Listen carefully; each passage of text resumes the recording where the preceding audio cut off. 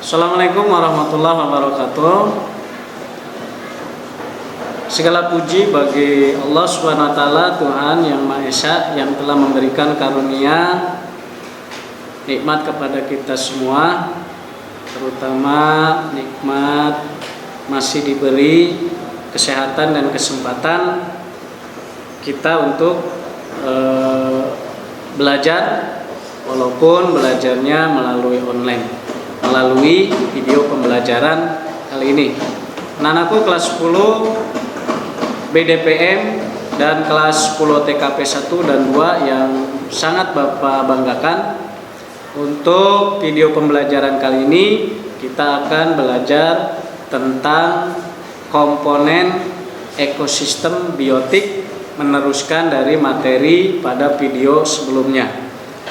Nah, sebelum kita mulai pembelajaran, anak-anak sekalian, mari kita awali dengan membacakan basmalah. Bismillahirrahmanirrahim. Anak-anak sekalian, sekedar mengingatkan, di video sebelumnya kalian sudah memahami tentang pengertian ekosistem. Sedikit Bapak ulang, bahwa ekosistem itu adalah kan suatu kesatuan antara komponen biotik dan komponen abiotik yang saling berhubungan. Nah, selanjutnya apa sajakah yang termasuk ke dalam komponen biotik dan komponen abiotik? Nah, pada materi kali ini kita akan mempelajari tentang komponen biotik. Komponen biotik adalah komponen yang terdiri atas makhluk hidup. Seluruh komponen biotik dalam ekosistem membentuk komunitas. Nah, oleh karena itu, ekosistem juga dapat diartikan sebagai suatu kesatuan antara komunitas dan komponen lingkungan biotik berdasarkan cara memperoleh makanannya. Nah, komponen-komponen biotik ini dapat kita bedakan ke dalam 3 hal. Yang pertama autotrof, yang kedua heterotrof, dan yang ketiga mengurai. Nah, anak sekalian, yang pertama komponen biotik yaitu komponen autotrof. Nah, secara bahasa, pengertian autotrof ini tersusun atas 2 kata, yaitu auto yang berarti sendiri dan trofikos yang berarti menyediakan makanan. Nah, jadi pengertian dari komponen autotrof adalah makhluk hidup yang dapat menyediakan makanannya sendiri atau dapat membuat sendiri makanannya tanpa bergantung pada makhluk hidup yang lainnya. Nah, makhluk hidup yang dapat membuat makanannya sendiri lebih dikenal dengan istilah produsen. Anak-anak sekalian, makhluk hidup yang termasuk ke dalam produsen ini ialah seperti tumbuh-tumbuhan hijau atau tumbuhan yang memiliki klorofil. Nah, tumbuhan hijau banyak kita jumpai di lingkungan sekitar kita. Misalnya pohon-pohon di lingkungan kita, ada pohon mangga, ada pohon asem, ada pohon nangka, dan seterusnya. Juga tumbuhan-tumbuhan seperti tumbuhan pisang, kemudian bunga-bunga. Nah, itu termasuk ke dalam tumbuhan hijau sebagai produsen. Selanjutnya anak-anak sekalian, tumbuhan produsen yang tadi Bapak sampaikan ini dapat membuat makanannya dari bahan organik dan bahan anorganik seperti air atau H2O dan gas karbon dioksida atau CO2 dengan bantuan energi dari cahaya matahari. Nah, proses pembuatan makanan sendiri pada tumbuhan hijau ini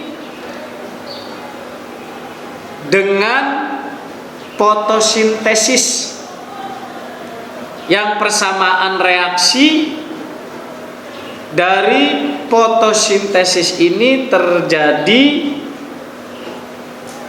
Prosesnya fotosintesis berlangsung, yaitu uraiannya adalah 6H2O ditambah 6CO2, selanjutnya menjadi C6H12O6 ditambah 6O2 ditambah energi.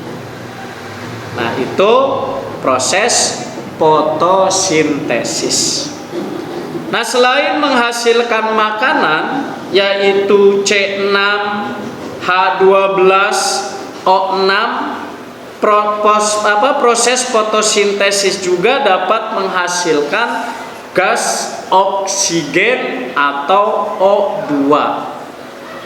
Ini sangat diperlukan oleh makhluk hidup yang lainnya, di antaranya untuk proses pernapasan. Nah, itu komponen biotik yang pertama atau komponen autotrof atau komponen produsen.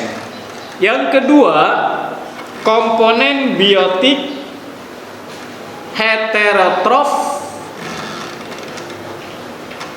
Nah, komponen biotik yang selain autotrof yang pertama tadi, yaitu komponen yang kedua, komponen heterotrof.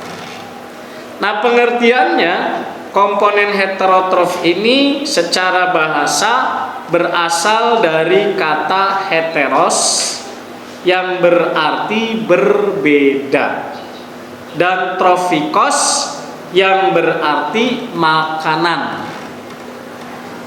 Maksudnya, komponen heterotrof ini dalam memperoleh makanannya berasal dari makhluk hidup lain, yaitu produsen tadi. Nah, makhluk hidup yang memperoleh makanan dari makhluk hidup yang lain disebut dengan makhluk hidup yang lain atau dari produsen ini disebut dengan konsumen atau istilahnya konsumen.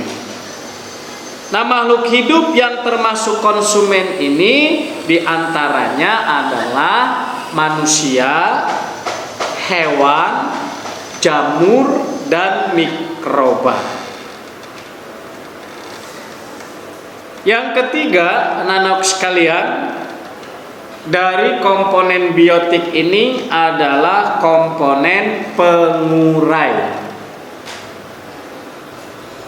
Pengurai adalah organisme heterotrof sebagai pengurai bahan organik yang berasal dari organisme mati atau bahan organik kompleks atau hasil pembuangan sisa pencernaan. Organisme pengurai menyerap sebagian hasil pengurai tersebut dan melepaskan bahan-bahan sederhana yang dapat digunakan kembali oleh produsen, sehingga tanah yang tadinya sudah berkurang kandungan unsur haranya karena diserap oleh produsen. kini kembali kandungan unsur haranya. Nah, organisasi yang termasuk pengurai ini adalah bakteri dan jamur. Sekali lagi Bapak ulang, bahwa organisme pengurai menyerap sebagian hasil pengurai tersebut dan melepaskan bahan-bahan sederhana yang dapat digunakan kembali oleh produsen, sehingga tanah yang tadinya sudah berkurang kandungan unsur haranya diserap oleh produsen. Kemudian kembali kandungan unsur haranya. Nah, organisme yang termasuk pengurai ini adalah bakteri dan jamur. Nah, itu komponen biotik yang ketiga, yaitu komponen pengurai atau dekomposer. Istilahnya disebut dengan dekomposer. Nah, anak-anak sekalian, kelas 10 BDPM 1 dan 2 serta kelas 10 TKP, kesimpulan dari pembahasan materi komponen biotik adalah bahwa komponen biotik ini terbagi ke dalam 3 hal atau 3 bagian. Yang pertama autotrof atau produsen, yang kedua heterotrof atau konsumen, dan yang ketiga pengurai atau dekomposan. Nah, itu materi tentang komponen biotik. Nah, anak sekalian, itu saja yang bisa Bapak sampaikan dalam video pembelajaran melanjutkan dari video yang sebelumnya. Dan untuk tugasnya bisa kalian lihat di modul mata pelajaran IPA tentang komponen biotik. Terima kasih atas perhatian kalian menyimak video pembelajaran ini, dan mohon maaf kalau ada kekurangan dan kesalahannya. Bapak akhiri dengan hamdalah, alhamdulillah. Wassalamualaikum warahmatullahi wabarakatuh.